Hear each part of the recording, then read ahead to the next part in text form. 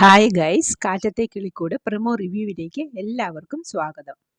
സുധീഷ് ആ പോലീസുകാരനെ വിളിച്ച് ഡ്രാമ കളിച്ച് കുപ്പിയിലാക്കി. പിറ്റേന്ന് അയാൾ നിധിയെ വിളിച്ച് സുധീഷിനെ പറ്റിയും വീട്ടുകാരെ പറ്റിയുമുള്ള അഭിപ്രായം ചോദിച്ചപ്പോൾ നിധിക്ക് കുറ്റമൊന്നും പറയാനില്ല. അന്നേരം അയാൾ ചോദിക്കുന്നുണ്ട്, സുധീഷും നല്ലവൻ, അവൻ്റെ വീട്ടുകാർ വളരെ നല്ലവർ, പിന്നെ എന്തിനാ കുട്ടി ഡിവോഴ്സിന് അപ്ലൈ ചെയ്യുന്നത് എന്ന്.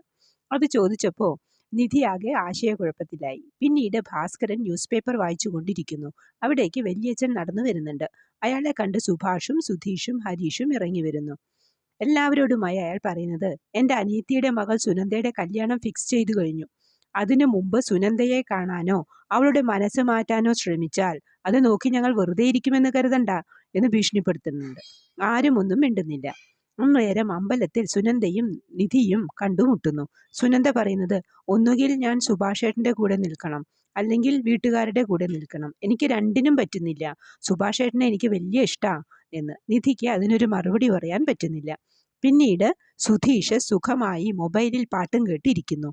നിധി വന്ന് തട്ടി വിളിച്ചിട്ട്, എന്തിനാ ആ പോലീസുകാരൻ എന്നെ ഡിവോഴ്സിന്റെ കാര്യം പറഞ്ഞ് ചോദിച്ചത്? ലോകത്ത് എത്രയോ പേര് ഡിവോഴ്സ് ചെയ്യുന്നു എന്ന ചോദ്യത്തിന് സുധീഷിന് ഉരുളയ്ക്ക് ഉപ്പേരി പോലെയുള്ള ഉത്തരം റെഡിയാണ്.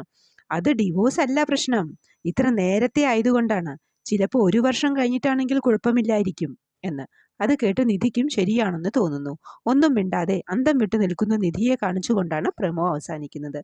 പ്രമോ ഇഷ്ടമായെങ്കിൽ ലൈക്ക് ചെയ്യാനും ഷെയർ ചെയ്യാനും സബ്സ്ക്രൈബ് ചെയ്യാനും സപ്പോർട്ട് ചെയ്യാനും മറക്കരുത്. അടുത്തൊരു എപ്പിസോഡിൻ്റെ പ്രമോവുമായി വരുന്നതുവരെ കാത്തിരിക്കുക.